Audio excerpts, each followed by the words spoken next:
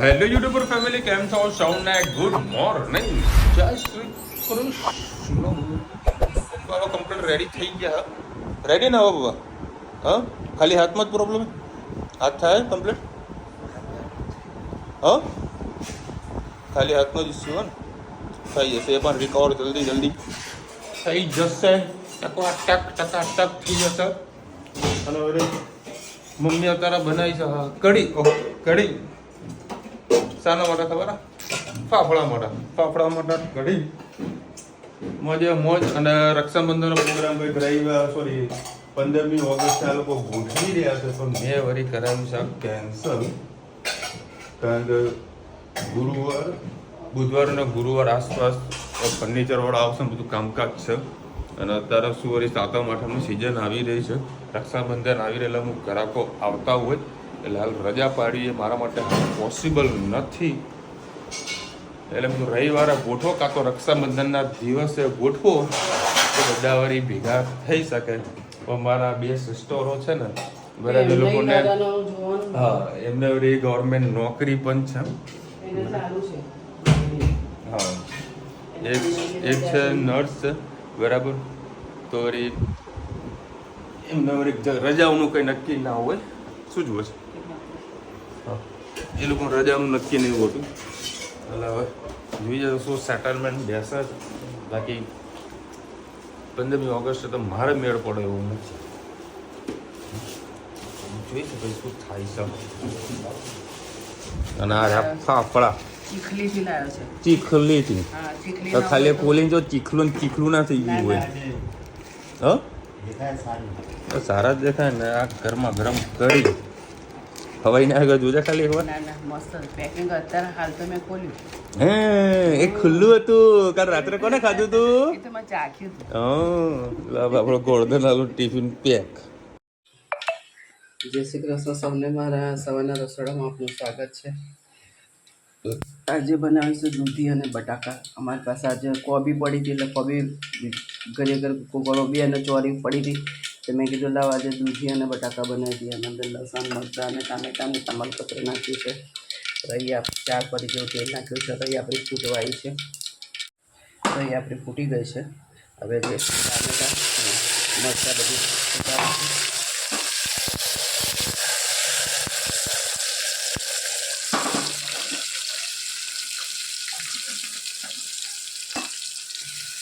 Gas ઉપરથી આવી રીતે હટાવી લેવાથી આપણું રસોડું ચોખ્ખું રહેતું હોય છે.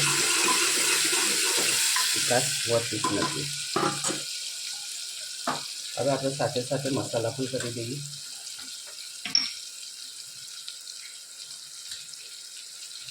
ધાણા જીરું,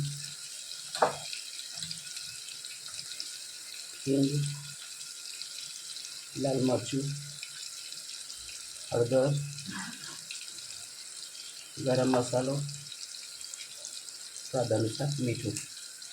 સરસ બધું આપણે મિક્સ કરી લઈએ.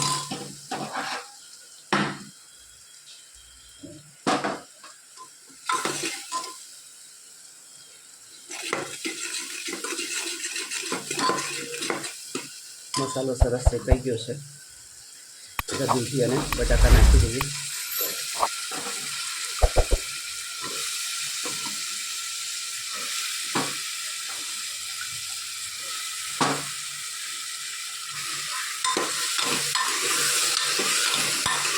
સરસ બધું મિક્સ કરી અને 2 મિનિટ એને મસાલા સાથે થવા દઈએ.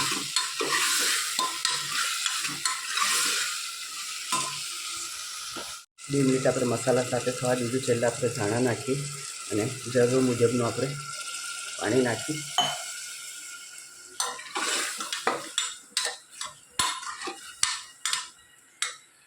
બે 3 સીટી મારી લઈએ. કોમેન્ટમાં ચોક્કસ કહેજો અમારે દૂધી બટાકા કહેવાય. ભાઈ ધનવી બેન આવી ગયા છે. બટાકા તો ખવડાવો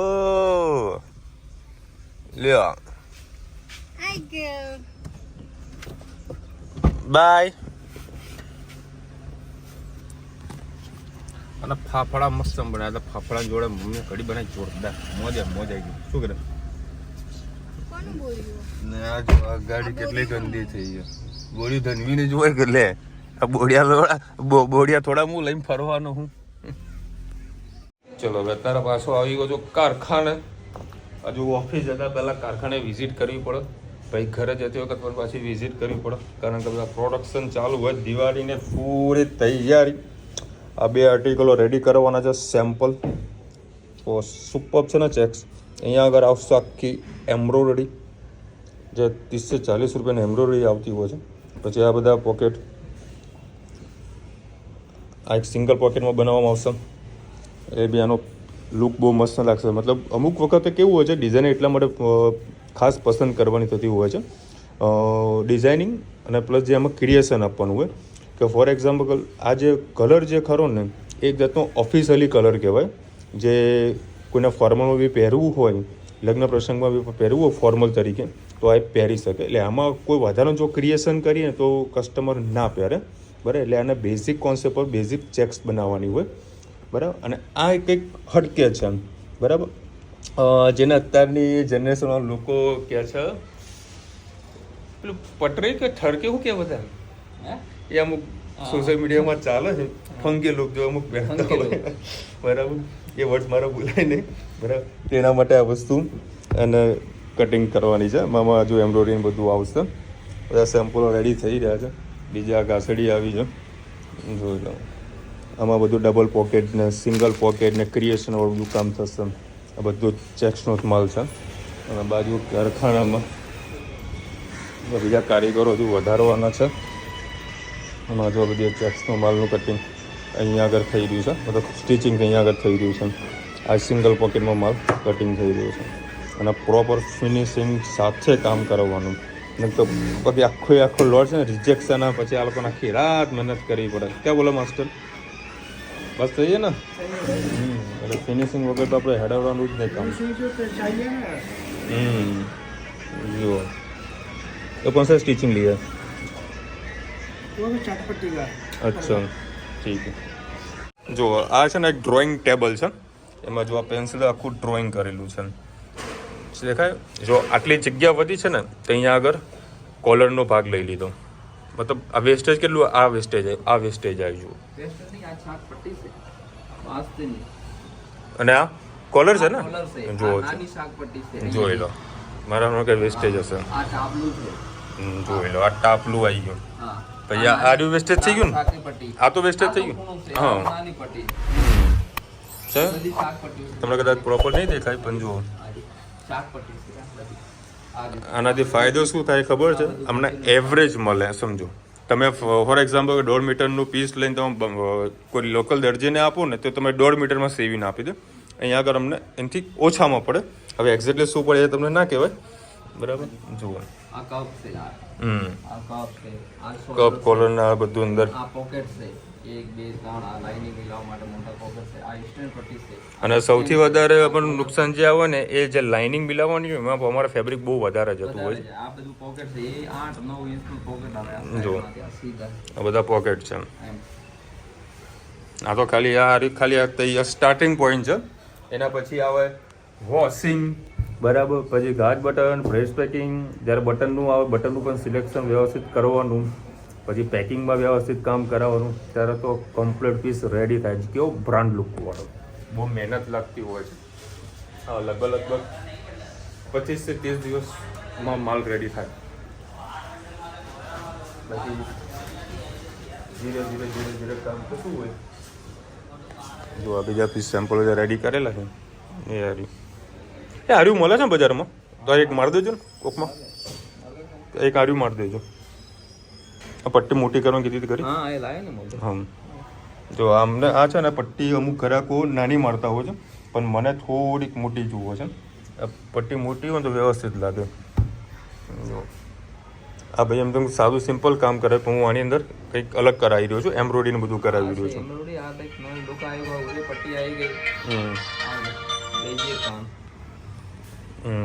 ચકાચક છે.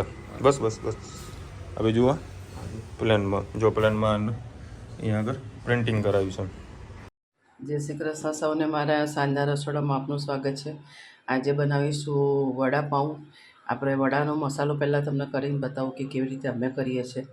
આ બટાકા બોઇલ કરી દીધા છે. એના અંદર મોટા 4 મરચાં અમે બહુ તીખા ને બહુ મોરા ને એવી રીતે અને ખાયણીમાં મેં ક્રશ કરી લીધા છે. 1 લીંબુનો રસ, ધાણા અને ફુદીનાને મેં સારી કરીને ધોઈ લીધા છે. આના અંદર ફુદીનાની ફ્લેવર ખૂબ સારી લાગે છે.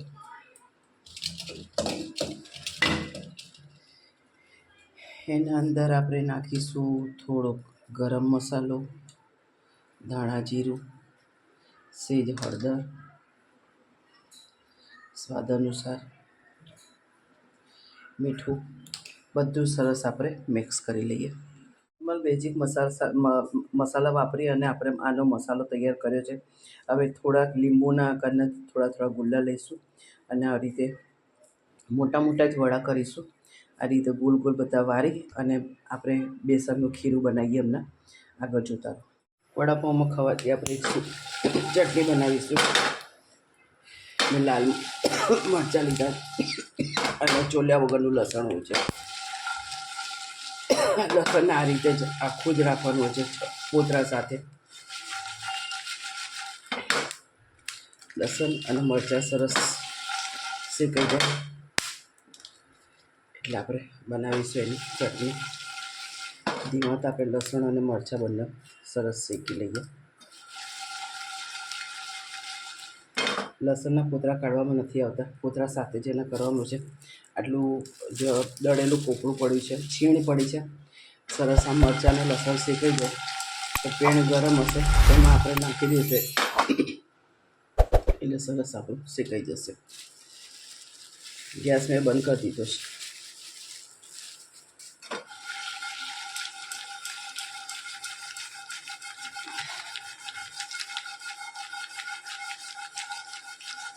કોપરું પણ સારું એવું શેકાઈ ગયું. બસ હવે આને બધી વસ્તુ ઠંડી પાડી અને મીઠું નાખી અને મિક્સરમાં પલ્સ મોડમાં આપણે એનો પાવડર કરી દઈશું. પેન ગરમ હતી એટલે બધું સરસ શેકાઈ ગયું છે.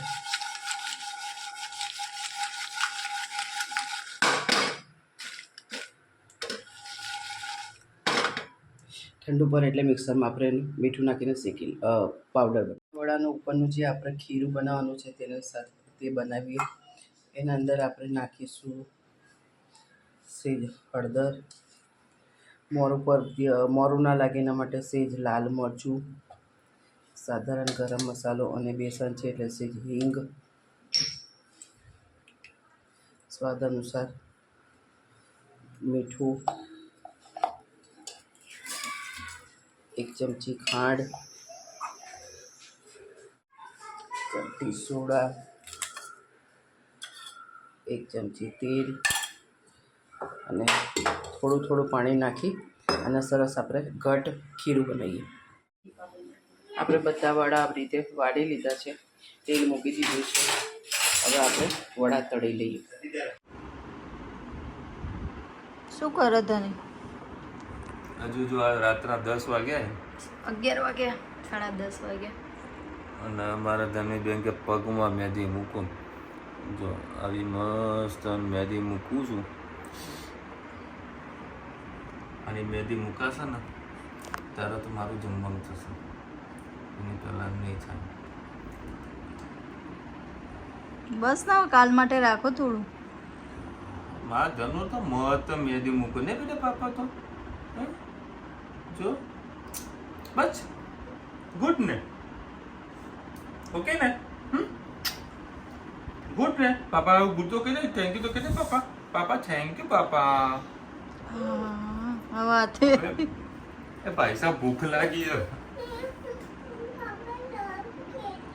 એવું કર્યું. હવે એના હાથમાં મારે મહેંદી મૂકવી એક કાકાએ નખ મારે તે એવું કર્યું તું એમ ને. હા તો કશો વાંધો નહીં બેટા, ચાલો મમ કરીએ ને બેટા.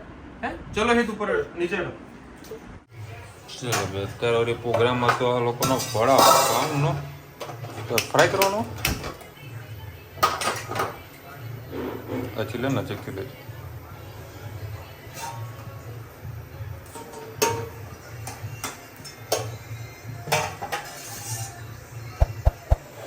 ગરમ ਕਰਕੇ પેલું ફ્રાય કરે છે. ફ્રાય વડા પાવ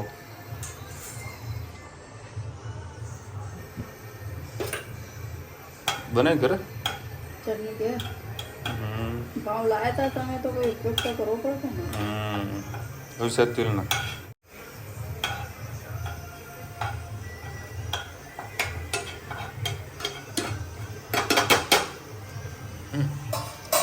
આ મસ્ત બની ચટણી મળી. પાવ થોડા ડિફોલ્ટ છે બીકોઝ પાવ ભાજી નાખે વડો પાવમાં નાખે ને પાવ વડામાં નાખીને ખાઈ લેવાનું. બાકી ચટણી કમ્પ્લીટ ચકાચક. સ્મેલ એવી આવે છે. બે બનાવ ના ના હાલ તો એક જ કર. એક જ. ચલો ભાઈ 10:30 વાગ્યા અને હું વળી લઈને આવ્યો છું સેવ ટામેટાનું શાક અમારા મગલલાલ ભાખરી શાકવાળાનું. કેમ કે વડાપાવથી આપણા 50-50 પેટ ભરાય. વળી સબ્જી લઈને આવી લે હેત આવતો રે. હેતને વળી સેવનું શાક બહુ ભાવે અને આજે ના પડે કે મારે નહીં ખાવું.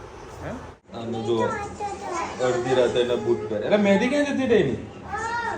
હે રોજીતા ધોઈ નાખી. ચલો ત્યારે અડધી રાતે બૂટ પહેર્યા અમે. ચાલો ભાઈ સેવ ટામેટાનું શાક ખાવાની બહુ મજા આવી ગઈ. વડાપાવ સુપર પતા. આપણે તો એક જ વડાપાવ ખાધો હતો. બાકી આખું શાક પેક ફૂલ ધરાઈને મજા આવી ગઈ. દેશી મોજ અલા દેશી મોજ. અને હેતનું હમણાં રિઝલ્ટ આવ્યું છે તો વિચાર કરો હેતનું શું રિઝલ્ટ આવ્યું છે. હેત કહેજે આમ આવજો આમ આવજે.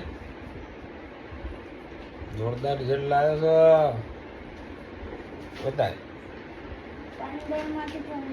15 માંથી 15 પછી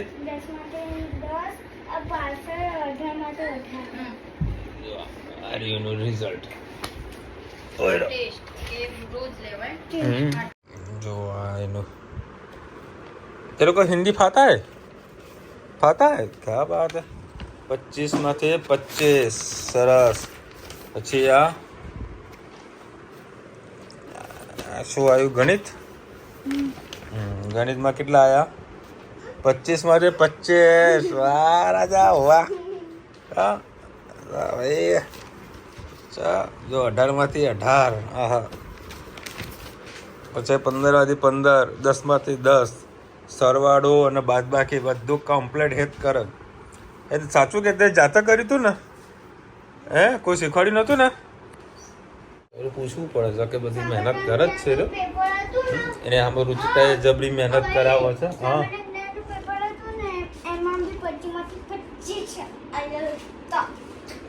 હા એટલે 100 માંથી 100 રિઝલ્ટ આવ્યું છે. 100%.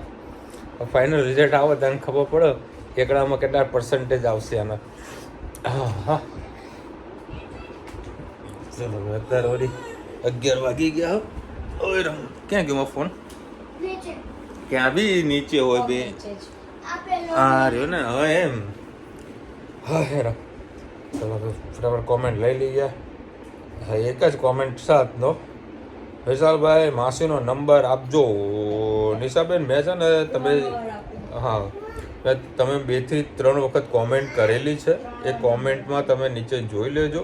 એમાં તમને મારો નંબર મળી જશે બરાબર. તમે વોટ્સઅપમાં હાઈ લખજો એ કહેજો કે મમ્મીનો નંબર આપો તો તમને વોટ્સઅપમાં મેસેજ કરી દઈશ બરાબર. કારણ કે તમને પ્રોપર મેં આન્સર 2 થી 3 વખત મેં આપેલો મને યાદ છે બરાબર. કોઈ નંબર માગે છે તો હું કોમેન્ટમાં કહી દઉં છું, કોમેન્ટ કરી દઉં છું તમને કોઈ પ્રકારની તકલીફ ના પડે. ચલો મળીશું નવા વિડીયો સાથે નવા મોજ મસ્તીની સાથે. ત્યાં સુધી અમને આપો રજા. જય હિન્દ, ભારત માતા કી જય. અને વિડીયો ગમે તો ફટાફટ લાઈક કરો, શેર કરો, સબસ્ક્રાઇબ કરવાનું ભૂલતા નહીં. રાધે રાધે કોણ બોલશે? રાધે રાધે.